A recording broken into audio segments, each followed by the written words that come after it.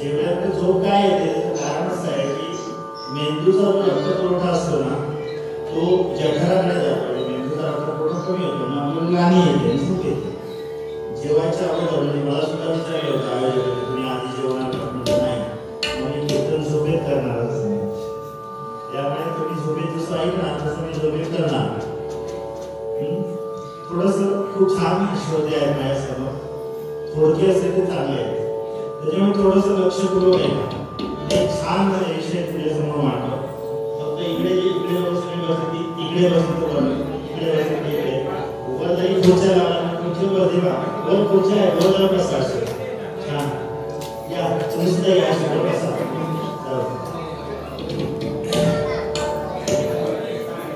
विष्णुश्री भजना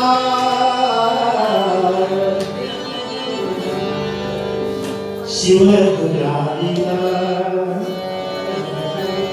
विष्णुश्री भजना शिव दुलारीला विष्णुश्री भजना शिव दुलारीला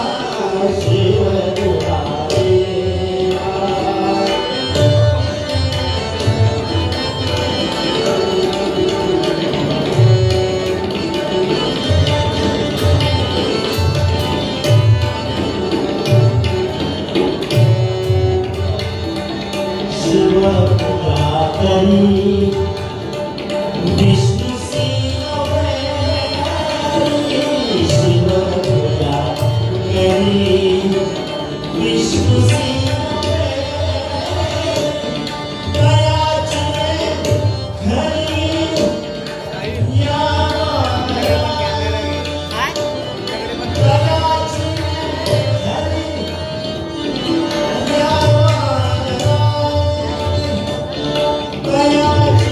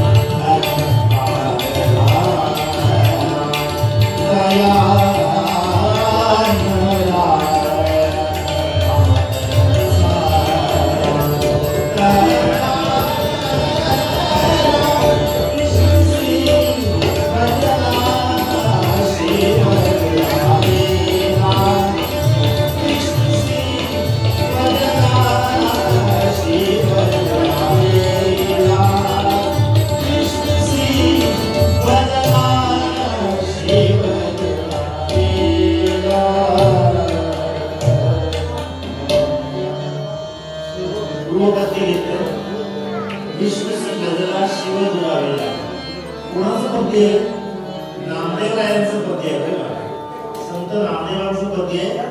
काय सांगितलंय? हा जरा पुढे सगळा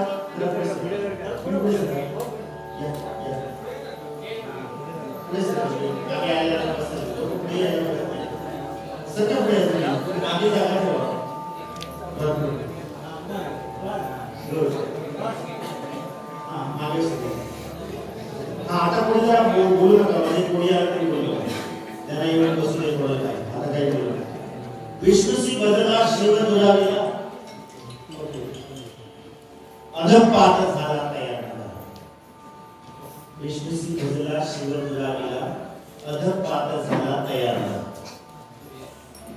शिवपूजा करी विष्णुसी अवधेरी तयाचे धरी यम नांदे. कोणाचा अभंग आहे? नामदेवांचा अभंग आहे बरं का. म्हणजे किती वर्षापूर्वीचा आहे? जवळजवळ 700-750 वर्षापूर्वीचा. आपल्याला माहिती आहे की नामा म्हणे असती शिव विष्णू एक. शेवटी काय सांगितलं? नामदेवला काय म्हणते? पहिल्यांदा काय सांगितलं? विष्णूशी बदला शिव दुराविला. म्हणजे जो विष्णूची भक्ती करतो त्याला शिव प्रकोप करतो. आज सोमवार आहे का? सोमवार म्हणजे शंकराचा वार बरोबर.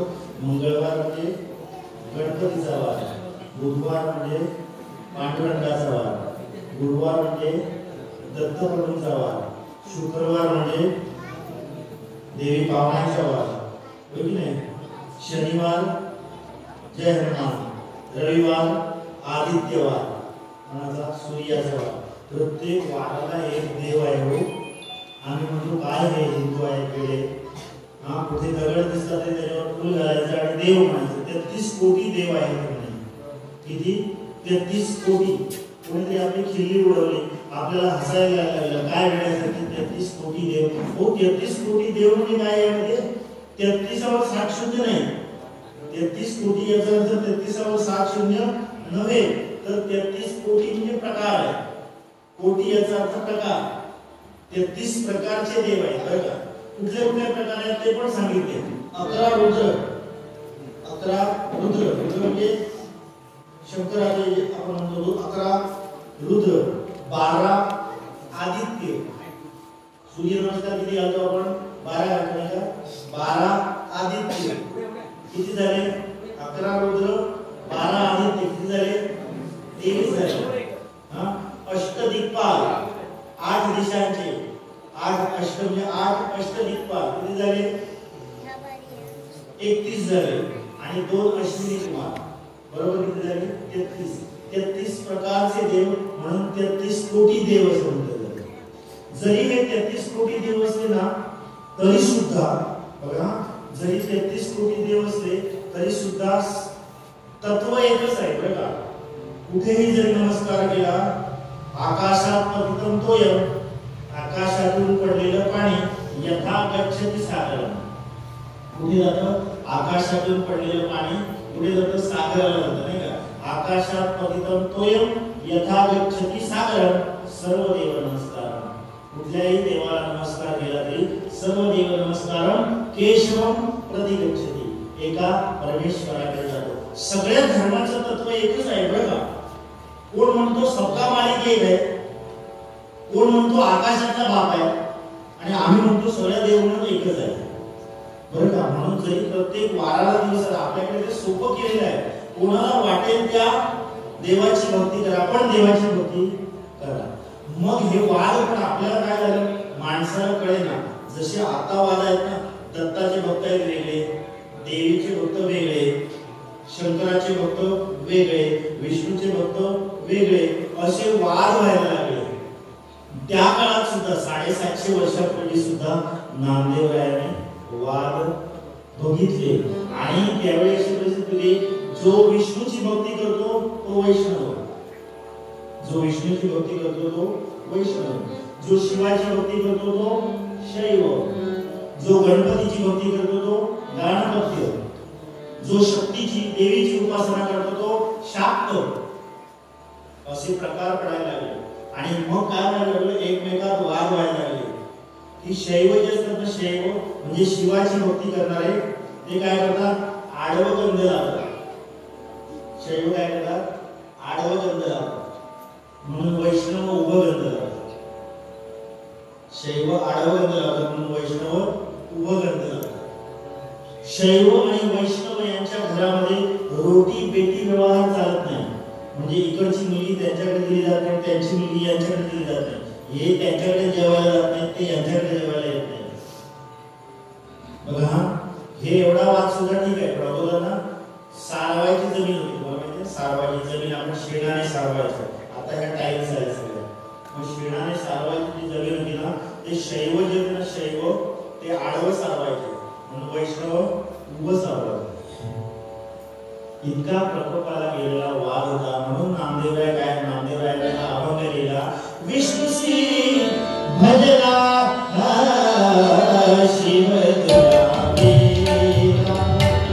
विष्णुसी भजला शिव तुला वेला.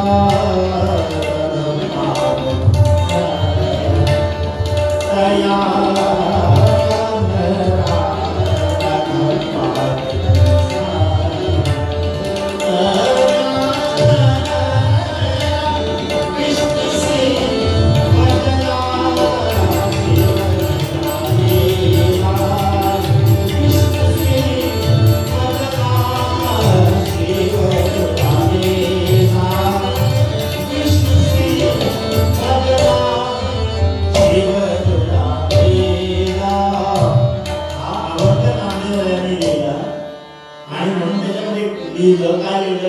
शिवासी जो वंदी विष्णुसी जो निंदी तयासी गोविंदी खावा नाही. इतकं कडक लिहून टाकलं. पण शेवटी काय लिहिलं माहितीये, शेवटी काय लिहिलं, नामा म्हणे असती शिव विष्णू एक वेदांचा विवेक आत्मा. हे खरोखरच देव वेगळे आहेत का हो, ते फक्त आपण बघणार आहोत. पण काळजीपूर्वक ऐकायचं बघा. बघा शिवस्य हृदयं विष्णू विष्णुस्य हृदयं शिव. शिव आहे शिवशंकर, याच्या हृदयात विष्णू आहे आणि विष्णूच्या हृदयात शिव आहे. शिवस्य हृदयं विष्णू विष्णुस्य हृदयं शिव. ईशदत्यंतरं कृत्वा रौरवं नरकमुदयेतु. शिवाच्या हृदयात विष्णू आहे आणि विष्णूच्या हृदयात शिव आहे. या दोघा देवामध्ये जो फरक करतो तो रौरव नावाच्या नरकात जातो असं म्हटलेलं आहे.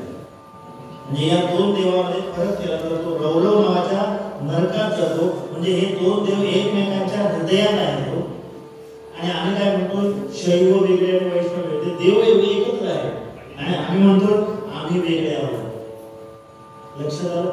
मग हे खरोखर देखील पांडुरंगाच्या मंदिरामध्ये पंढरपूरचं पांडुरंगाचं मंदिर म्हणजे कोणाचं, वैष्णवांचं, हो की नाही. जे वारकरी सगळे आहेत ते वैष्णव आहेत. आता या वैष्णवांच्या मंदिरामध्ये एक प्रवचनकार आले. एक प्रवचनकार, त्यांचं प्रवचन किती 7 दिवस प्रवचन आहे सलग. आणि त्याचे 7 दिवस कीर्तन करतो. रामनवमी 8 दिवस 9 दिवस कीर्तन, त्याच्यानंतर नवरात्र 9 दिवस कीर्तन, दत्त जयंती 5 दिवस कीर्तन.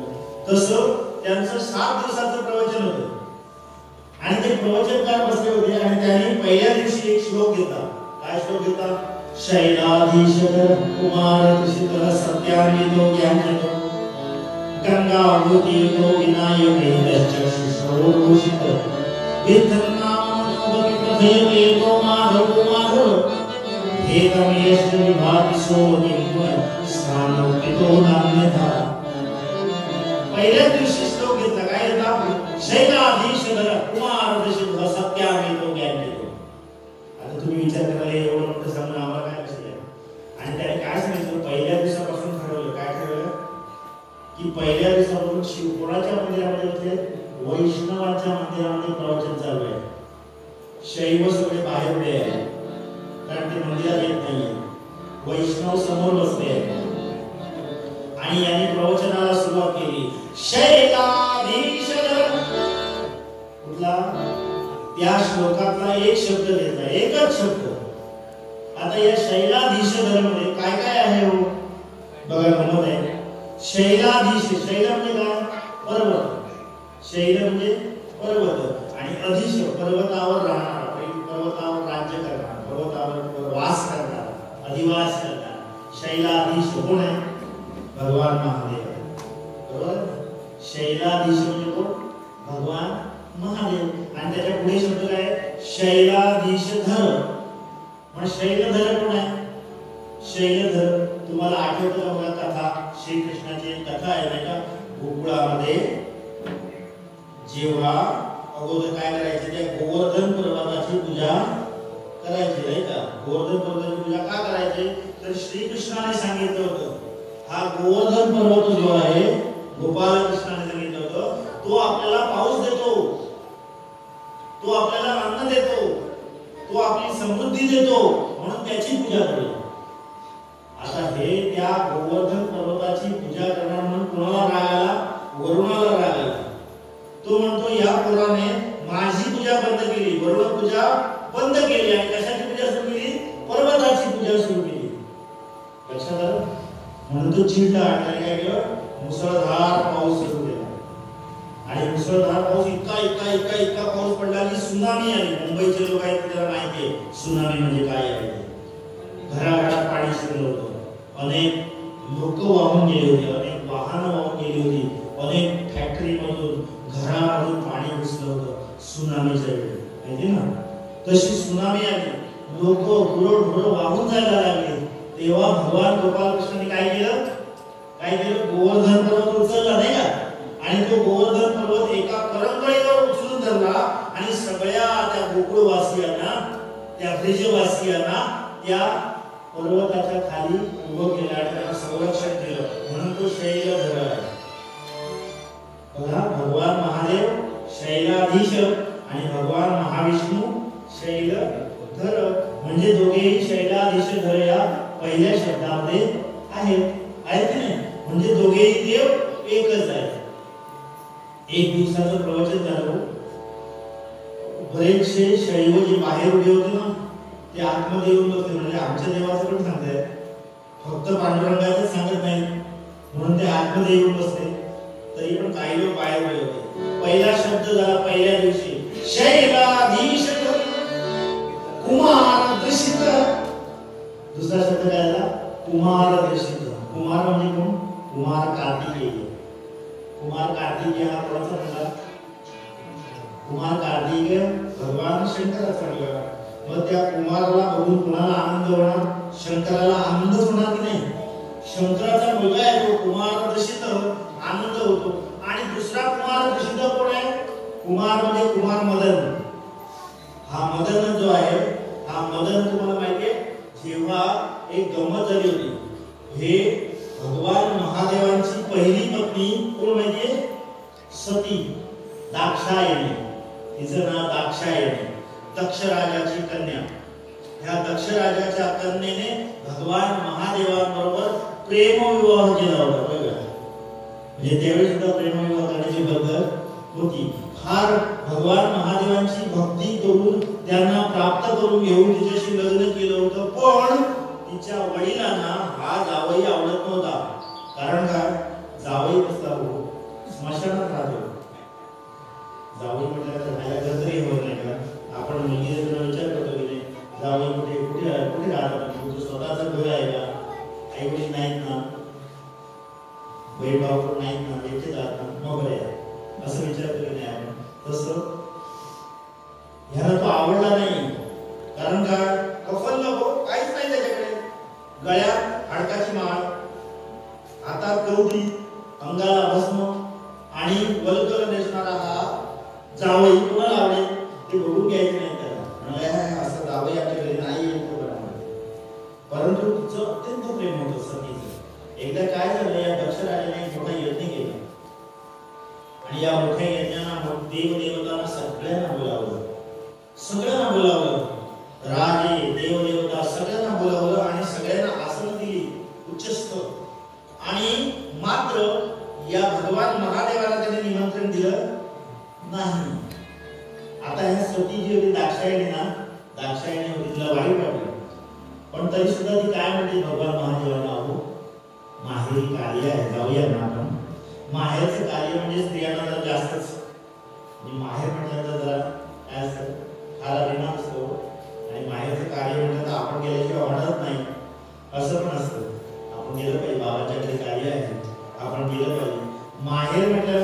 वेगळी आस्था असते नाही का. म्हणून संसार सुखाचा व्हायला हवा तर मायेचा कावळा जरी आला ना घरी, मायेचा कावळा ओरडायला तू किती सुंदर गातो असं म्हणायचं. नंतर तो वॉकरच जातो म्हटलं तर तुमचं काय खरं नाही करा. माहेर म्हटल्यानंतर जर काय असतं ओढ असते माहेर. ही विचारते अहो आपण जाऊया का. ते म्हणतात तुला माहिती आहे ना तुझे वडील एकतर मला बोलून घेत नाही आणि त्याच्यामुळे मी तिथे गेलो तर आणखी काहीतरी वेगळं विपरीत व्हायचं. त्याच्यापेक्षा तुला जायचं तर जा, जाताना नंदी घेणार घेऊन जा मदतीला, काय करायचं ते कर, पण मी काही तिथे येत नाही. आणि ती त्या यज्ञाला गेली. यज्ञाला गेली. सगळे तर एवढा मोठा तो यज्ञ बघितला. समोर होम यज्ञ कुंड पेटलेला आहे. सगळे राजे, सगळे देवदेवता सगळे बसले आहेत आणि राजा आणि म्हणजे दक्ष राजा आणि त्याची सौभाग्यवती बसली. म्हणजे याचे वडील आणि आई ही गेली आणि नमस्कार केला बाबांना. त्यांनी बघितलंच नाही, दुर्लक्ष केलं याच्याकडे. मग हिने हाक मारला बाबा आई मी आले आहे बरं का. आता आले म्हटल्यानंतर आता त्याला आणखी राग आला. ते म्हणजे तुला कोणी बोलावलं होतं आणि ठीक आहे तू आलीस की आलीस पण तुझा तो दळकरी नवरा नाही ना आला असं म्हटल्यावर तिला राग आला. खरी सती होती ती. आपल्या नवऱ्यावर अत्यंत प्रेम करणारी होती. तिला राग आला. आपल्याला बोललं तिला काय वाटलं नाही पण आपल्या नवऱ्याला यजमानांना बोलले, आपल्या देवतेला बोलले, हे तिला फार वाईट वाटलं. रागाने लाल बुद्ध झाली आणि तिने काय केलं त्या रागाच्या भरात समोर जे यज्ञ कुंड पेटलं होतं त्याच्यामध्ये उडी घेतली आणि ती सती गेली. ती सती गेली म्हणून तिचं नाव सती. भगवान महादेवांची पहिली पत्नी दाक्षायणी दक्ष राजाची कन्या ती त्या यज्ञ कुंडामध्ये त्या अग्नी कुंडामध्ये स्वतःची आहुती देऊन काय झाली सती गेली म्हणून तिचं नाव सती. त्याच्यानंतर तिने पुनर्जन्म घेतला आणि पुनर्जन्म घेतला तर कुठे पर्वताची कन्या म्हणून. ती पर्वताची कन्या पार्वती. ती पार्वती एका बाजूला बसली आहे. भगवान महादेवाला आपली पत्नी गेली म्हणून विधूर होऊन दुःखित होऊन एका टोकाला जाऊन बसले कैलासावर. एका बाजूला ही पार्वती बसली आहे आणि तपश्चर्या करते. कोणाला मिळवण्यासाठी भगवान महादेवाला मिळवण्यासाठी. पण या दोघांचं लग्न लावण्यासाठी कोण पाहिजे मध्यस्थ पाहिजे. लग्न जुळवण्यासाठी मध्यस्थ लागतो. तुमच्या मुलगी आहे तुमच्या मुलगा आहे मी त्यांना विचार म्हणतो पत्रिका तुमची त्याच्याकडे नेऊन देतो त्यांची यांच्याकडे नेऊन देतो. म्हणजे हे दोघे जण जे बसले आहेत ना त्यांचं लग्न लावणारा कोण मदन आहे.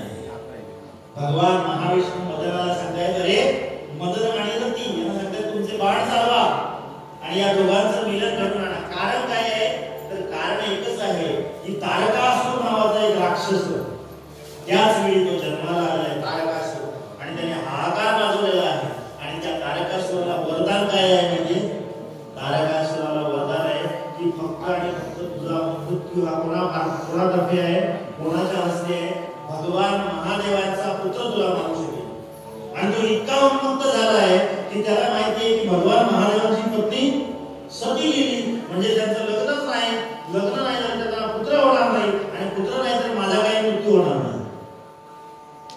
या एका वेगळ्या उन्मादामध्ये त्याने इतका इतका इतका पृथ्वी तलावर हाहाकार माजवलेला आहे. आणि म्हणून या दोघांचं लग्न होणं आवश्यक आहे.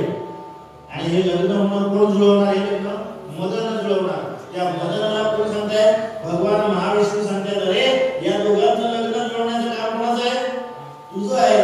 तर तू सांगतो देवा तेवढं माफ करा कारण भगवान महादेवाला जागा करणं आणि त्यांच्याकडून काम करून घेणं हे काही मला जमणार नाही कारण मला तिसरा डोळा त्यांनी उघडला तर जाणून टाकतील म्हणून. आणि मदनाला खरं तर ना तुम्हाला सांगेल मदनाला भगवान महादेवांनी 3 वेळा जाळलाय बरं का. किती वेळा 3 वेळा जाळून त्याची राख केली आहे. तो एवढा तरी सुद्धा जाळून जेवढा शिल्लक आहे ना तो एवढा शिल्लक आहे तो एवढे हाहाकार माजवतोय. मदनाचे सगळे प्रताप तुम्ही पेपरमधून बघताय. तो मदन थोडासा शिल्लक आहे 3 वेळा जाळून शिल्लक आहे. तो इतके सगळे हाहाकार माजवतोय बरं का. तो अख्खाच्या अख्खा असं असतं काय झालं असतं. आणि म्हणून त्याला काय सांगतायत भगवान महाविष्णू सांगतायत चोलो कल्याण. त्यांना सांगतायत अरे तुझा स्वतःचा मृत्यू झाला नाही चालेल पण लोककल्याणासाठी तुला हे काम करायला लागेल. भगवान महादेव आणि पार्वती यांचं लग्न तू लावून दिलंच पाहिजे.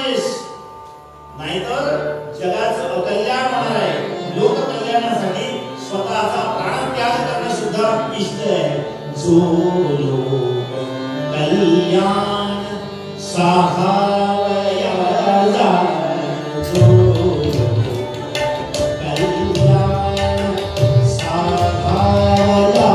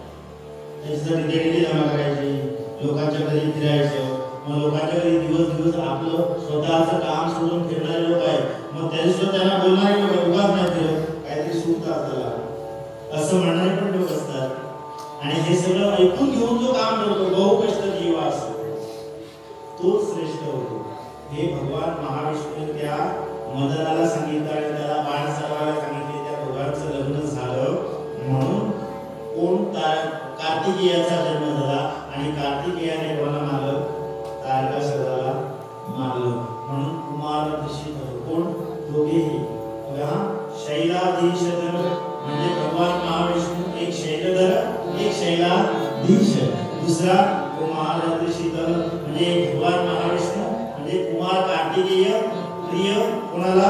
भगवान महादेवाला. आणि विष्णूला कोण प्रिय आहे? कुमार मदन प्रिय आहे. म्हणून दोघेही कुमार. सत्यान्वितो ज्ञानचंद्र, सत्यान्वितो सती अन्वितो, बायकोच्या आज्ञेमध्ये असणारा कोण आहे? सती अन्वितो. सत्या सती, सती कोणाची बायको आहे? भगवान महादेवाची. आता सांगितलं सती. आणि तशीच सत्य, सत्यभामा. सत्या कोण? सत्यभामा कोणाची? भगवान महाविष्णूची, म्हणजे कृष्णाची. सत्यभामा ती कोणाची लाडकी होती? कृष्णाची लाडकी होती. सत्यान्वितो ज्ञानचंद्र, आज्ञानचंद्र, हे दोघेही म्हणजे भगवान महादेव सुद्धा सत्यान्वितो आहे आणि भगवान महाविष्णू सुद्धा आणि भगवान महादेव सुद्धा दोघेही एकाच शब्दात आले. कुठे चाललंय प्रवचन? पांडुरंगाच्या मंदिरामध्ये प्रवचन चाललंय. रोज ते प्रवचनकार दोन्हीही देव एकच आहेत सांगण्यात. शिवश्च हृदयं विष्णू, विष्णूश्च हृदयं शिव. प्रभू अर्धे अधिक शैव येऊन आतमध्ये बसले. निम्मेपेक्षा जास्त शैव आतमध्ये येऊन बसले. म्हणजे आमच्या देवाचं पण सांगताय, दोन्ही देव एकच आहेत म्हणतायत. म्हणून ते ऐकतायत. पुढे त्यांनी सांगितलं शैलाधीश कुमार प्रसिद्ध सत्यान्वितो ज्ञानवितो गंगा भूतीतो. गंगा कोणाच्या? गंगा, गंगा कोणाच्या पायातून निघाली? भगवान महाविष्णूच्या पायातून निघाली. ती गंगा कोणी डोक्यावर धारण केली? भगवान महादेवाने डोक्यावर धारण केली. भगीरथाने आणली होती. आणि त्यावेळी गंगा एकाच्या पायातून निघालेली गंगा दुसऱ्याच्या डोक्यावर आहे. बघा, गंगा विभूती, विभूती, भूती म्हणजे विभूती. दोघेही विभूती लावतात. गंगा भूती दोघेही. आणखी दोघांमध्ये काय साम्य आहे माहितीये? तुम्हाला आवडेल सांगतो. ज्यांचं लग्न झालं नाही त्याच्याकडे सांगतो. जे दोघेही, हे दोघेही सासूरवाडीला राहतात. बघा कोण? भगवान महादेव पण सासूरवाडीला राहतात आणि भगवान महाविष्णू सुद्धा सासूरवाडीला राहतात. असारे खरु संसारे, आठवीच्या पुस्तकामध्ये एक श्लोक होता जुन्या पुस्तकामध्ये. असारे खरु संसारे सारं श्वशुर मंदिर.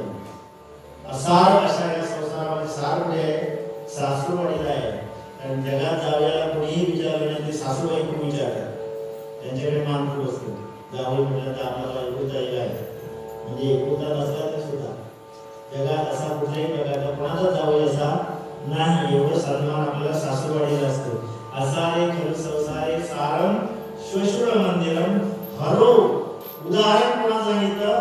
हरो हिमालय शेते. कुठे राहतो? भगवान महादेव कुठे राहतो? हिमालयात राहतो. म्हणून जो हिमालयात राहतो ते कुठे राहतो? सासूरवाडीला राहतो. कारण पर्वताची कन्या आहे ती, तिथेच राहतो तो पार्वती. हरो हिमालय शेते हरीश येते महोदर. तो कुठे राहतो? क्षीरसागरावर राहतो. म्हणजे क्षीरसागरावर ओढलेला राहतो ना तो महाविष्णू. क्षीरसागरावर म्हणजे सागर मंथन ज्यावेळी झालं, महाविष्णू आणि लक्ष्मीचं लग्न कसं झालं माहिती आहे तुम्हाला? तो सुद्धा प्रेमविवाह आहे बरं का. हा ते काय झालं? त्या क्षीरसागर सागर मंथनाच्या वेळी वासुकी सर्पाची जोडी, मेरू पर्वताची रवी, एका बाजूला देव दुसऱ्या बाजूला दानव. बघा, आणि ते घुसळायला लागले ते. आणि काय झालं? देव राहिले तोंडाकडे आणि दानव राहिले शेपटाकडे. नारद त्याच्यामध्ये हुशार. तो येऊन काय म्हणाला माहितीये? हो काय वेळेला शेपटाकडे तुम्ही, देव म्हणाला ते बघा कोणाला सांगताय? हे जे दानव आहेत राक्षस आहेत तुम्ही शेपटाकडे, ते देव बघा तोंडाकडे राहिले. यांना राग आला. लगेच म्हणाले आम्ही तिकडे राहणार. चूक शेपटाकडे झाला म्हणाले. पुढे काय होणार ते मला माहिती आहे. आणि ते घुसळायला सुरुवात केली. हो, आणि घुसळायला सुरुवात केल्यानंतर काय झालं? तो वासुकी काय करायला लागला? गरळ ओकू लागला. आणि ते गरळ विष ओकायला लागले. अर्धे अधिक ते गरळामध्ये भाजून होरपळून गेले. कोण? दानव सगळे राक्षस अर्धे अधिक. आता कळलं त्या देवाला काय झालं. आणि मग ते विष जे इतकं विष तो गरळ ओकायला लागला की विश्वाचा दाह व्हायला लागला. आज जसं ग्लोबल वॉर्मिंग आपण म्हणतो ना, गरम होते ना, उष्णता वाढली आणि जग संपतंय की काय असं वाटायला लागलं. आणि हे जग, हे विष जे जे आहे ते विष खोपेनाथ मला ते विष कोणी प्राशन केलं? अरे हा ते विष भगवान महादेवाने प्राशन केलं म्हणून विष हे बाळगले त्याच्याकडे मोबाईल काढून गेला हा त्याला मोबाईल लागलो आणि मोबाईल दिला मोबाईल सगळं त्याला बाहेर घेतला मला त्रास तो ते विष जे आहे ते विष कोणी प्राशन केलं? विषकासुरी जगतासया विषकासुरी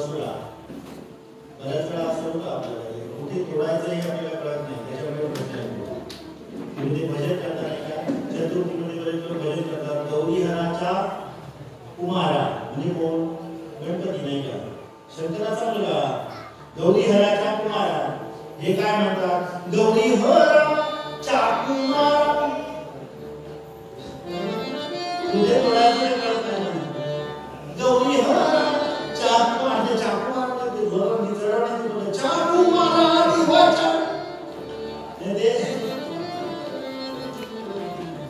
तसं कुठे तोडायचं आणि ते तोडताना वांदे होतात. ते शेवटचं सगळ्यांना मंगळाष्टक कुठलं पाठायला पाहिजे? शेवटचं केव्हा एकदा माळ घालतो म्हणून ते सगळ्यांनी पाठ करून ठेवलेलं आहे. मग शेवटी इतकी वेळी मंगळाष्टक झाला ते शेवटी काय असतं?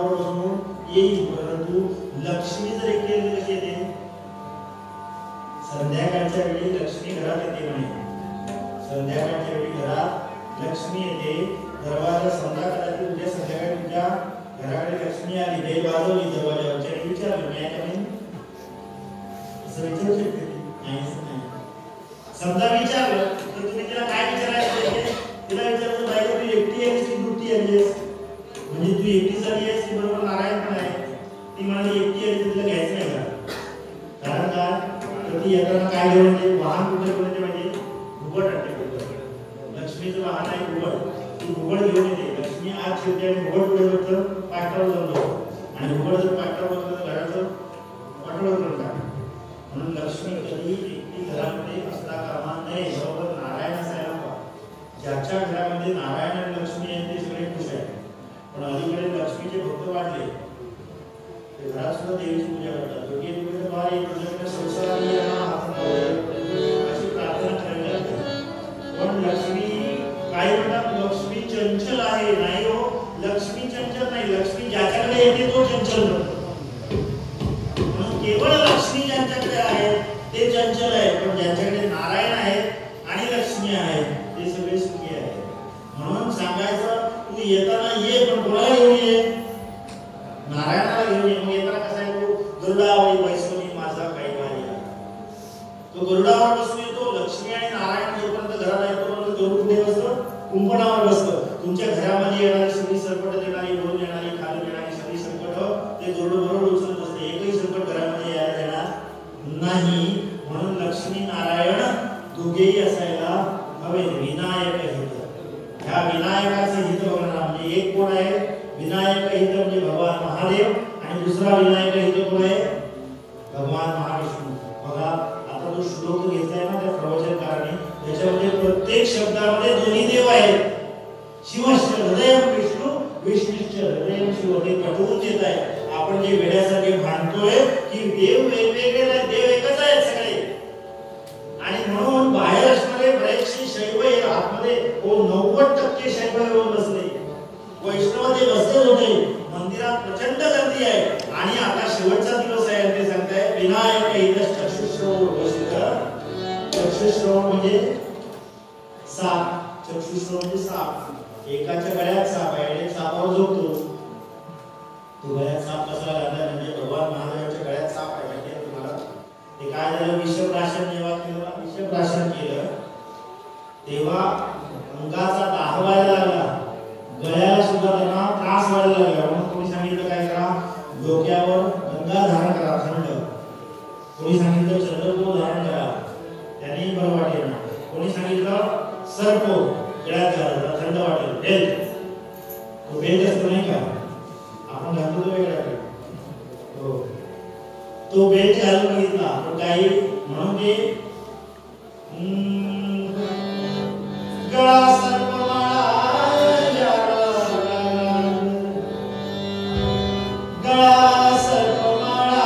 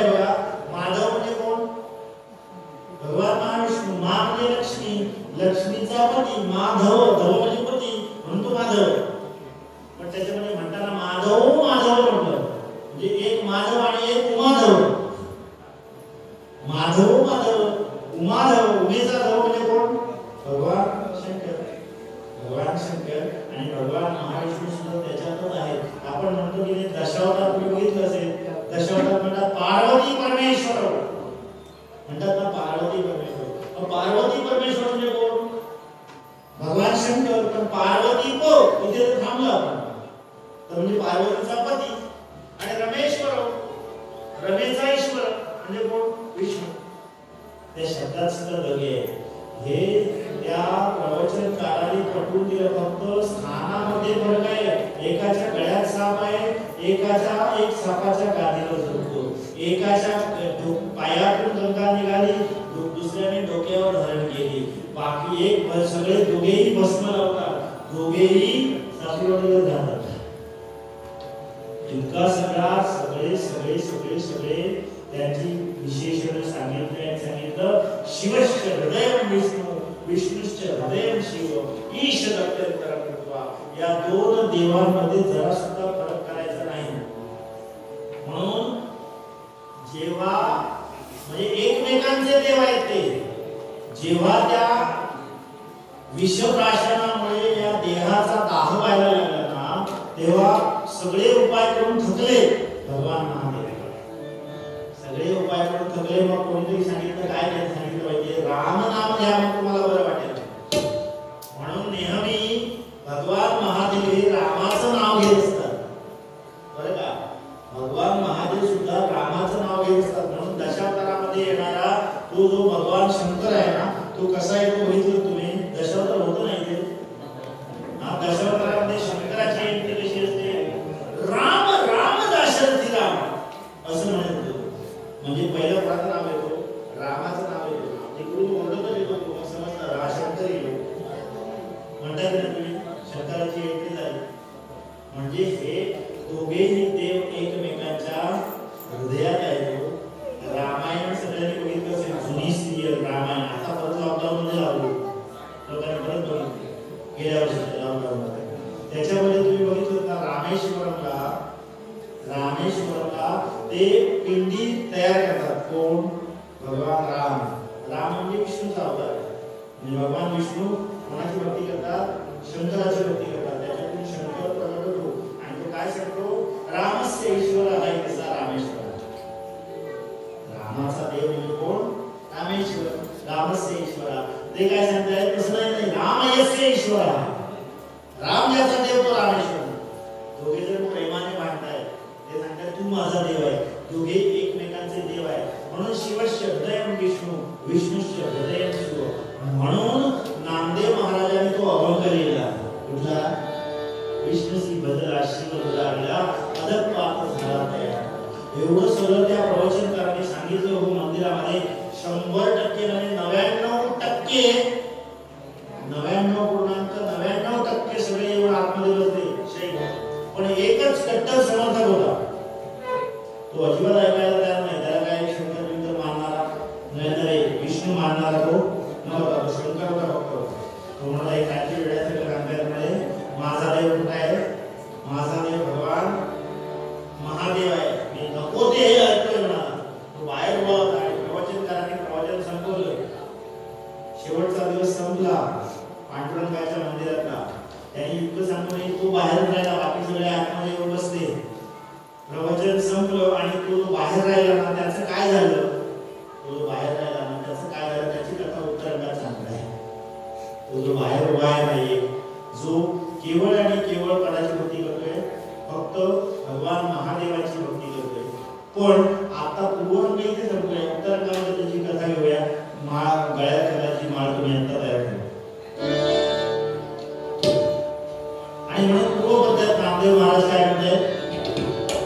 विष्णू श्री बदला शिव तुला, विष्णू श्री बदला शिव तुला, विष्णू श्री बदला शिव तुला.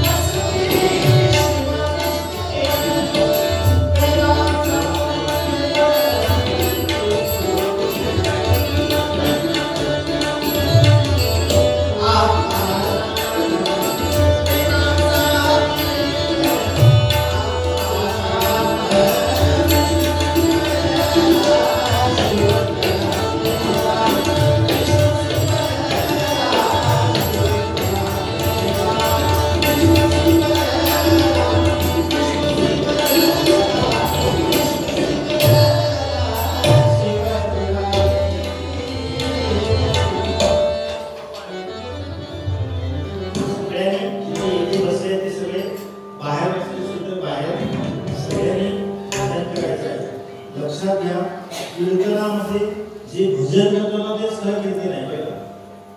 आपण फक्त कशासाठी सगळे बसले पाहिजे म्हणून कथा सांगतो खरं नामस्मरण कीर्तन नाम संकीर्तन असतं. पण केवळ फक्त नामस्मरण ऐकलं तर कोण बसणार नाही काय. म्हणून आपण काय करतो एक पर्गोलेक्शन थोडी असते ना पर्गोलेक्शन त्याचा परिणाम एकच आहे. अगोदर काय करायचं माहिती एरडे द्यायचे तुम्हाला माहिती नाही आमच्याकडे एरडे पोटा सापडायचा एरडे म्हणजे घ्यायचा कंटाळा मग एकाने पाय धरायचे दुसऱ्याने हात बांधायचे आणि मग नाक दाबायचं तोंड उघडायचं मग तोंडात होतं इथे रविवार नको वाटायचं पडून जायचं घराकडे एरडे घ्यायचा कंटाळा पाठण करून दया काढा द्यायला तो सुद्धा पडू घ्यायला पडू लागायचा. मग काही लोकांना इतकी सुट्टी पर्गोलेक्शन वेळा आतमध्ये औषध दिलं आहे शुगर प्रोटीन टॅब्लेट्स साखर आहे ना खायला गोड वाटतं पण परिणाम जसं हे सगळं शुगर प्रोटीन बाकीचं मी सांगतो ते शुगर प्रोटीन आहे. मेन काय आहे औषध त्याच्यातलं नाम आहे म्हणून सगळ्यांनी नाम घ्यायचं. हरे राम राम राम हरे हरे हरे राम राम राम हरे हरे हरे कृष्ण कृष्ण कृष्ण हरे हरे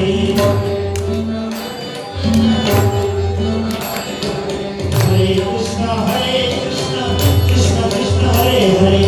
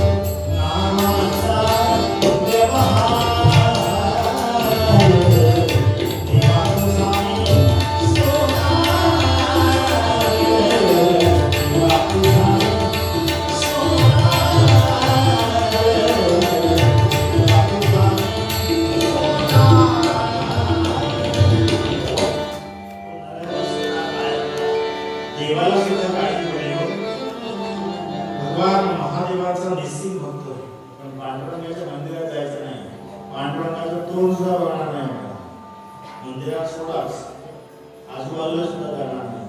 त्या प्रवचनातून थेट निघाला, तो कुठे गेला, गावाच्या वेशीवर एक महादेवाचं मंदिर, त्या महादेवाच्या मंदिरामध्ये जाऊन पेटीसमोर बसला, देवा सांगतो, देवा नको ते 8 दिवस ऐकलं, कान माझे विटले, आता तुझं भजन केल्याशिवाय मला बरं वाटणार नाही. देवाच्या समोर बसलाय आणि सांगतोय, देवाला गारण्या होतोय, देव आतून तळमळतोय, माझ्या देवाची निंदा करतोय. शिवस्य हृदय विष्णू, म्हणजे ज्याचं दैवत राम आहे त्याची निंदा करतोय आणि माझी भक्ती करतोय. उपयोग काय? निंदा करायला लागला म्हटलं तर सांगतो, आणि याने भजन करायला सुरुवात केली. बस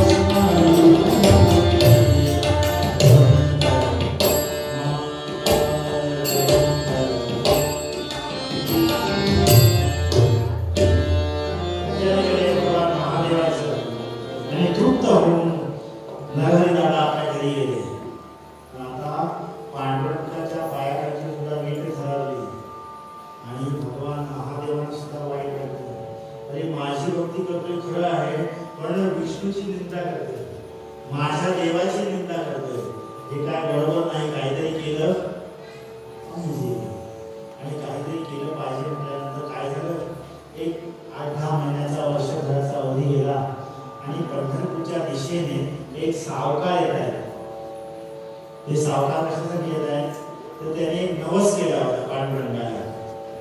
नवस फेडण्यासाठी येते. म्हणजे त्यावेळी नवस करायचे आणि फेडायचे. आता नवस करतो आणि फेडत नाही. देवाकडे मागायला जातात, देवाने काम केलं विसरून जातात. तसं नाही, ते नवस फेडायला आले होते. त्यांनी सांगितलं होतं, पांडुरंगा माझं जर काम झालं तर मी तुला सोन्याचा कंबरपट्टा घालेन. सोन्याचा कंबरपट्टा घालेन. असा नवस केला होता. त्याचं काम झालं आणि म्हणून ते गाड्या घेऊन येतात. सावकार आहेत, जवळपास 40-50 कोसावर जुन्या गावामध्ये सावकार आहेत. येताना गाड्या घेऊन येतात. गाड्या अगोदर बैलगाड्या होत्या बघा, आता सगळ्या कार वगैरे बैलगाडी घेऊन येतात. आणि ते बैलगाडी येते, घुंगुर बाळा कुळ कुळ निघाला,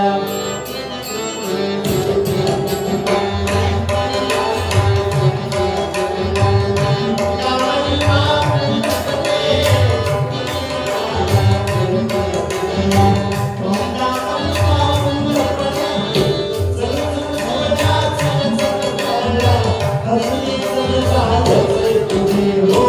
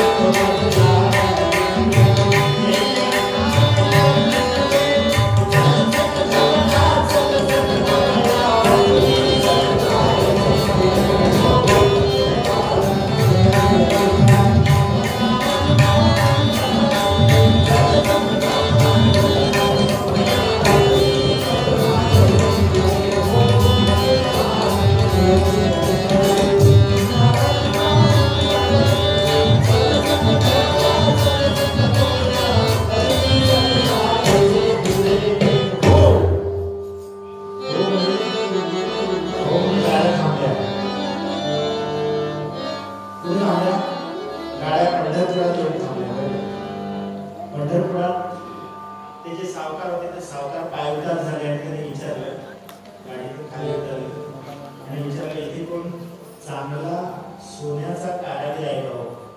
सुवर्णकार कोण आहे का? ते म्हणले आहे, पण कशासाठी यावं तुम्हाला? त्यामुळे पांडुरंगाला एक नवस केला होता आणि त्या पांडुरंगाला एक सोन्याचा कमरपट्टा करून घालायचा. तुम्हाला ते सुवर्णकार जे आहे ना, ते पांडुरंगाच्या मंदिरात जाणार नाही, ते शिवाचे भक्त आहे तिथे जातात ते. त्यामुळे तुम्ही आपलं विचारून बघा, आपण ते ऐकणार नाही तुम्हाला, कारण ते गावाचे कोणाचे भक्त आहेत? शिवाचे भक्त आहेत. ते पांडुरंगाच्या मंदिर, ते पांडुरंगाची व्यवस्था होत नाही. त्यामुळे आम्हाला पत्ता सांगा, आम्ही जातो. पत्ता सुद्धा कसा आहे बघा, पत्ता कोणाला कसं सांगावा? ते मुंबईचे लोक तुम्ही सांगत नाही का? अंधेरी आणि कोणालाही माझं नाव विचार, तुला घरी आठवणार अंधेरी काय ती छोटी आहे का? सांगतात सांगणारे प्रयत्न करा मुंबईकडे, तू कोणालाही माझं नाव विचार. तसं काही लोक निगेटिव्ह पत्ता सांगतात. तू दादरला उतरलास ना की स्टेशनच्या बाहेर सरळ रस्ता कुठे न्यायचा, मग तुला एक मोठी बिल्डिंग दिसेल, ती बघू नकोस. मग त्या डाव्या बाजूने वळला की पिवळ्या रंगाचा बंगला दिसेल, त्याच्याकडे बघू नकोस. म्हणजे काय बघू नकोस सांगण्याचे काय बोल घे ना. पत्ता कसा सांगावा हे महत्वाचं आहे. पत्ता कसा असावा हे सुद्धा महत्वाचं आहे आणि पत्ता कोणी सांगावा हे सुद्धा महत्वाचं आहे. एकदा एक गावामध्ये कीर्तनाला गेलो होतो, तसंच आतमध्ये थोडं आता फक्त रस्ता तयार झाला. तो रस्ता नव्हता, हायवेला उतरायचं, बसने जायचं. बसने जायचं उतरलो विचारलं आमच्याकडे घर कुठे होतं, तर त्यांनी सांगितलं ते बाजाराचं ठिकाण होतं ना, ते बाजाराचं ठिकाण होतं. ते बाजारामध्ये ते म्हणाले ते बघा जे सत्रस्त उभे आहेत ना त्यांना तुम्हाला घरी येऊन सोडणार. मी त्याच्याकडे गेलो होतो, तो माझ्याकडे बघत राहिला, बोलायला लागला. मला काय कळेल ना काय करत नाही. तुम्हाला आपल्या जगत चालला आपण चला दाखवतो, त्याच्याबरोबर पाठीला लागलो. त्याच्याबरोबर पाठीला लागलो, तो रस्त्याची माप काढत चालतोय. एकदा या बाजूला, एकदा या बाजूला, एकदा या बाजूला, एकदा या बाजूला. पण हातात बॅटरी नाही, काय नाही.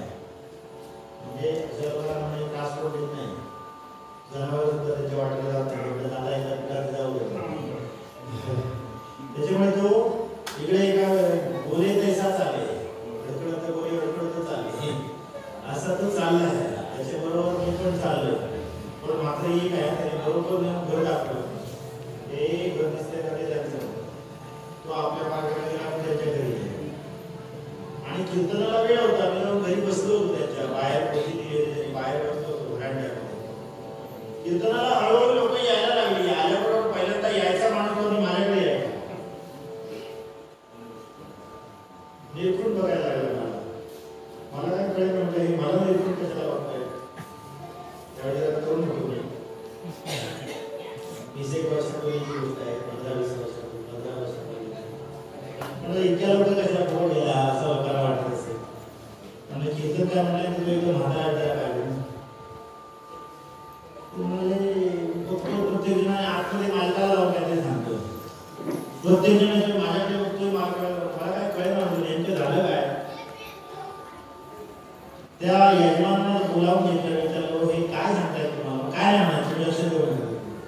कीर्तनाला आलं, हो कीर्तनाला बसणार म्हणजे. पण प्रत्येक जण माझ्याबद्दल काय सांगतोय मला कळलं पाहिजे. रात्री कीर्तन करायचं आहे आणि हे आपले काहीतरी सांगत असतील म्हणून काय नाही हो तुमच्याबद्दल काय नाही, मला वाटतं कळलं पाहिजे. तोंडाला काय काळा वगैरे लागलं तुम्हाला म्हणून नाही चांगलं सगळं व्यवस्थित आहे. आणि त्याच्याकडे काय लक्ष देणं उगाच काय पण नेमकं काय झालं ते सांगतात.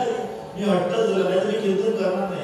काय आहे गडबड काय झाली की तुम्ही येताना कोणाबरोबर आला, तुम्हाला आमच्या तिथे कोणाला घोटाळा झाला. काय ते ज्या दुकानातून बाहेर पडले होते ना, मी तिथे जाऊन त्याला भेटलो. लोकांना वाटलं त्याच दुकानातून दोघे बाहेर पडले म्हणजे कोणा कोणाची सवय आहे. पत्ता कोणाला विचारावा आणि कसा विचारावा, काय पत्ता आहे त्याने पत्ता सांगितलाय तो महत्वाचा आहे. की सरळ या रस्त्याने गेल्यानंतर ज्या घरातून तुम्हाला शिवनाम ऐकू येईल ते घर नजर दादाचं. आमच्याकडे एक वाडी आहे, संध्याकाळच्या वेळी जर तुम्ही गेलात ना तर पॉपकॉर्न होताना तसे शिव्या ऐकले संध्याकाळी ती आमच्या वाडी बरं का असा पत्ता काय असावा ज्या घरातून तुम्हाला शिवनाम ऐकू येईल ते घर मराठी दादाचं असं पत्ता सांगितलं आणि गाड्या पुढे निघाल्या आणि एका घरातून शिवनाम ऐकू येते शिव सांग सांग सांग सांग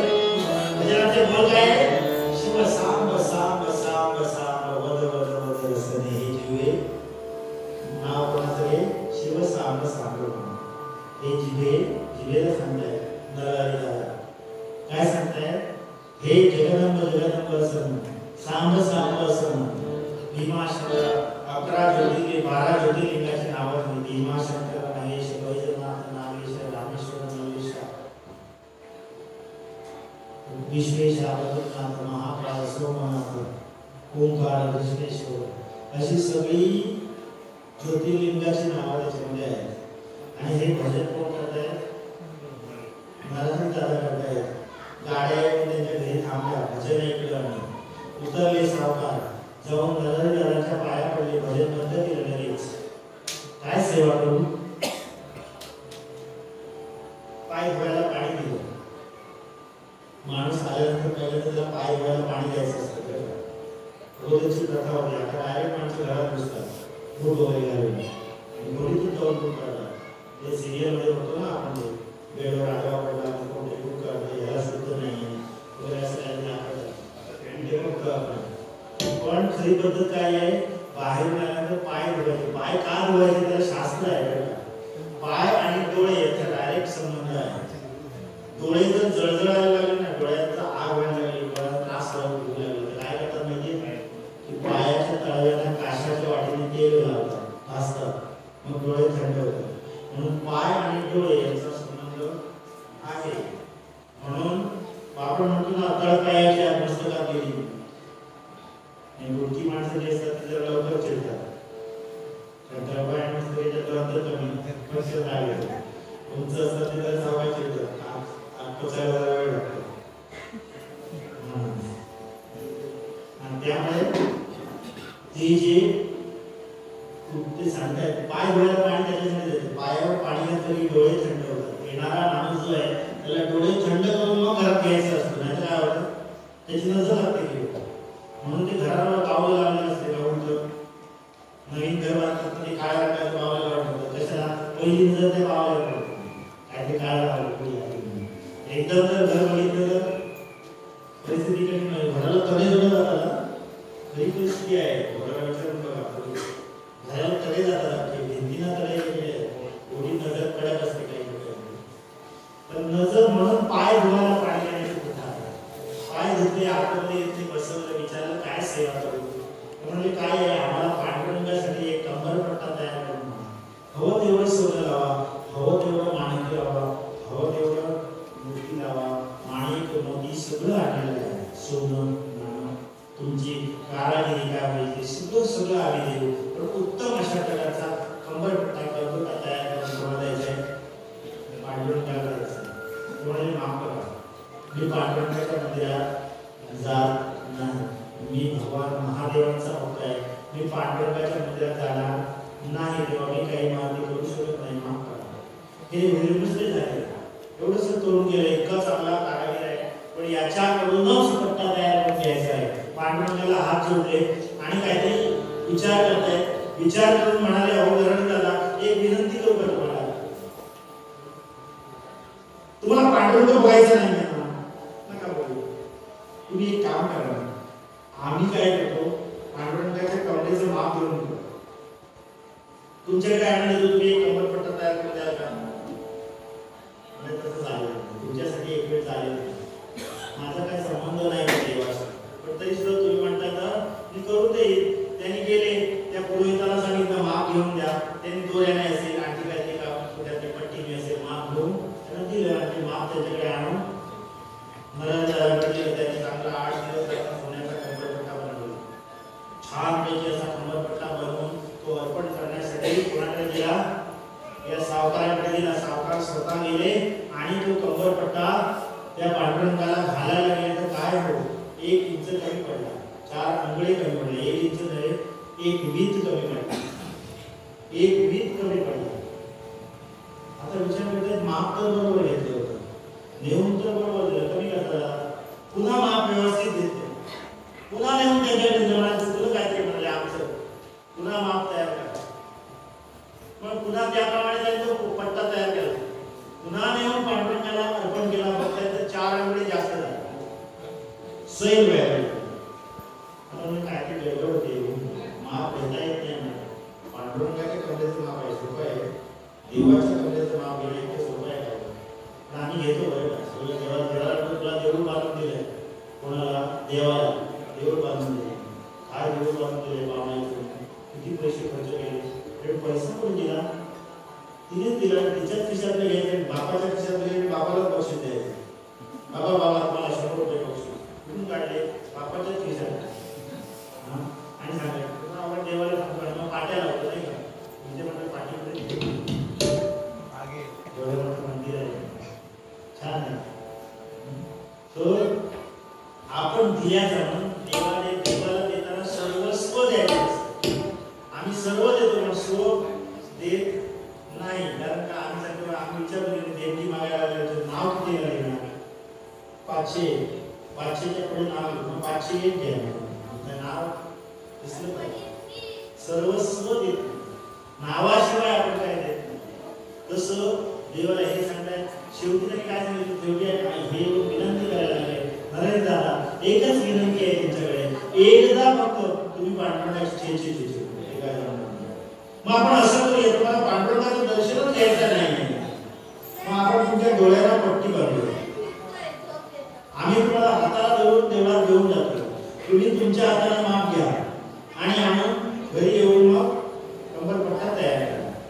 नारळ दादाने नाईलाज असं म्हटलं, इतकी आता ते विनंती करतात म्हणून नाईलाज असं म्हटलं एक वेळ चालेल असं म्हटल्यानंतर गावात बातमी पसरली, नरहरी दादा पांडुरंगाच्या मंदिरात आले, नरहरी दादा पांडुरंगाच्या मंदिरात, नरहरीचं नाव पांडुरंगाच्या मंदिरात, पांडुरंग सगळी ह्याने त्याला असं गाव जमलं, दिवस ठरला कधी जाणार आहेत ते, आणि त्या दिवशी रस्त्याच्या दुतर्फा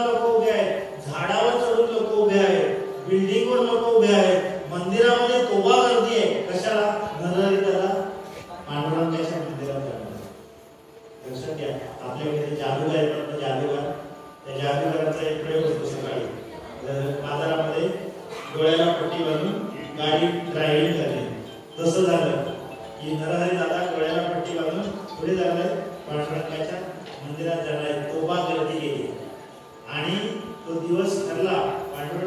पांडुरंगाच्या मंदिरात दलाने दादाच्या हाताला धरून सावधान घेऊन येत आहेत आणि पांडुरंगासमोर उभं केलं आणि ते त्या पांडुरंगाच्या कमरेचं माप घेत आहे. कसं कुंडाळी वस्त्र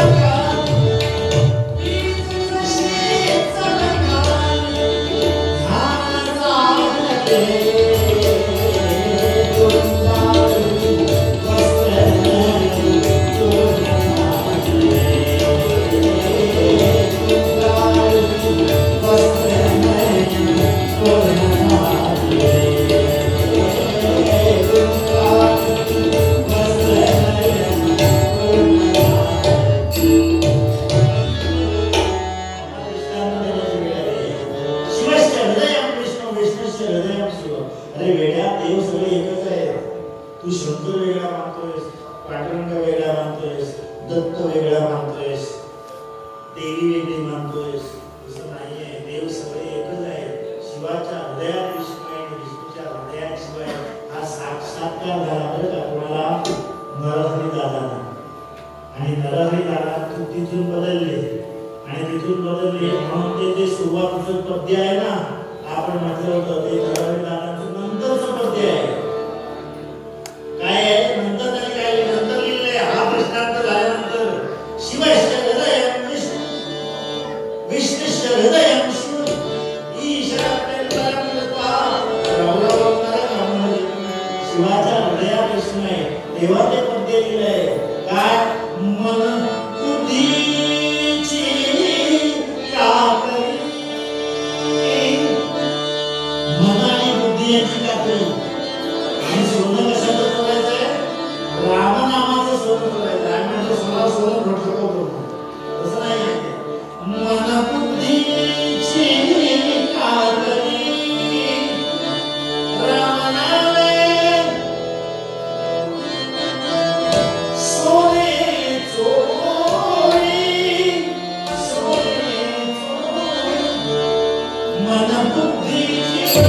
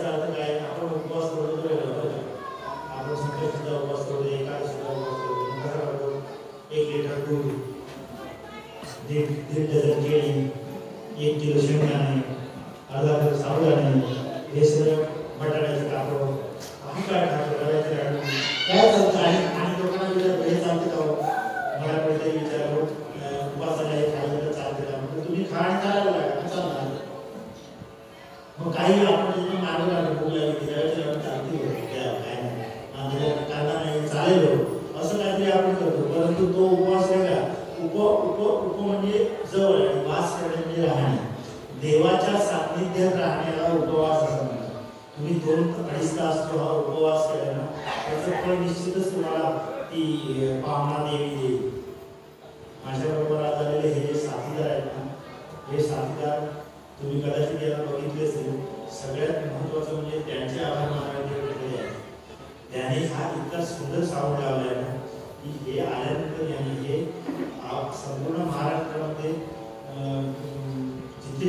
कीर्तन असतील ते सुद्धा जे सगळे महाराष्ट्राचे नामवंत कीर्तनकार आहेत त्याच्याबरोबर साथ केलेली दोन माणसं आहेत. यांचं नाव प्रसाद मिस्त्री आहे आणि यांचं नाव अमित मिस्त्री आहे. हे दोघेही माझे मित्र आहेत आणि दोघेही कलेश्वराची लेकर आहेत. कलेश्वर म्हटल्यानंतर तो कलेचा ईश्वर आहे किंवा कलेश्वराच्या लेकरांसाठी तो हातातच जादू आहे. त्याच्या दोघांचे तुम्ही ऐकलं असेल त्या दोघांच्याही हातामध्ये कला ही कलेश्वराने दिली आहे. जोपर्यंत ते असं मानताय की आपल्याला एक कलेश्वराने दिलं आहे तोपर्यंत ते भरभरून लोकांना देत राहणार आणि तेच ते करतात. नेमकं साऊंड चांगला कळला की इतके खुश असतात की आज जमलं पण बाकी काय नसतं ते जेवण नसतं तरी चालेल. मला येताना ते सांगितलं मला भूक लागली आहे येताना आणि वाटेला आम्ही हायवे कुठे थांबलो नाही कारण फास्ट यायचं होतं.